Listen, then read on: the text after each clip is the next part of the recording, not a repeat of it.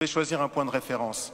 Le point de référence détermine en fait quelle partie sera la mieux représentée ou la plus grandement représentée et laquelle souffrira. Et moi j'ai appris, comme certainement vous tous ici, que l'Europe avait une proportion qui était presque comparable à l'Afrique, ou en tout cas une partie de l'Afrique.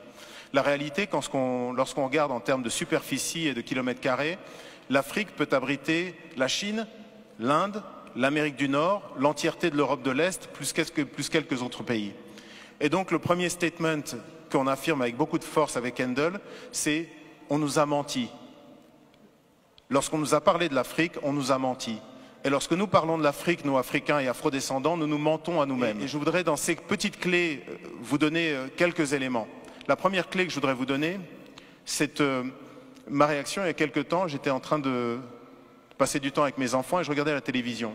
Et il y a une jeune artiste angolaise qui est brillante, qui est magnifique, une chanteuse magnifique, Perola, qui est quelqu'un qui a tellement de force, de caractère et de conscience, une immense artiste vraiment.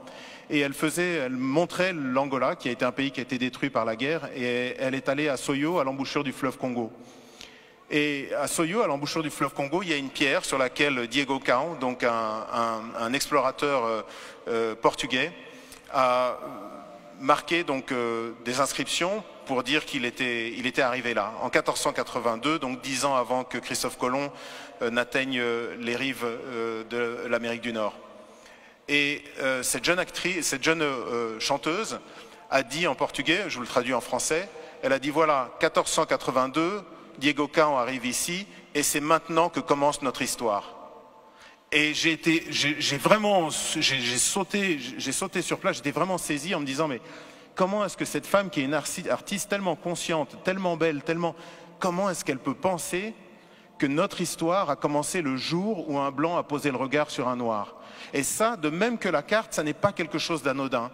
À un moment là où l'Afrique est obligée de se projeter dans le 21e siècle, à un moment là elle est toujours un réservoir de croissance pour le monde entier et d'enrichissement à part pour l'Afrique elle-même, je pense qu'il faut effectivement que nous, les Africains et les Afrodescendants, mais également, c'est un fait qui s'établit pour le monde entier, que nous arrivions à réfléchir sur à quel point nous sommes orphelins de l'Afrique.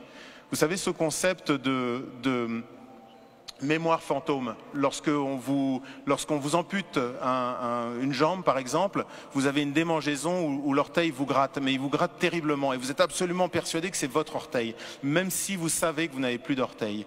Et bien c'est un peu ça le sentiment que beaucoup d'Africains finalement ressentent par rapport à l'Afrique, c'est cette espèce de douleur de mémoire fantôme.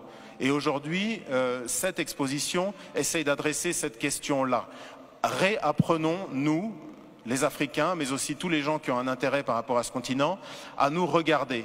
Désapprenons ce que l'œuvre coloniale nous a imposé, qui est un regard décalé vis-à-vis de nous-mêmes et de notre histoire, un regard exotisant, et apprenons à nous recélébrer.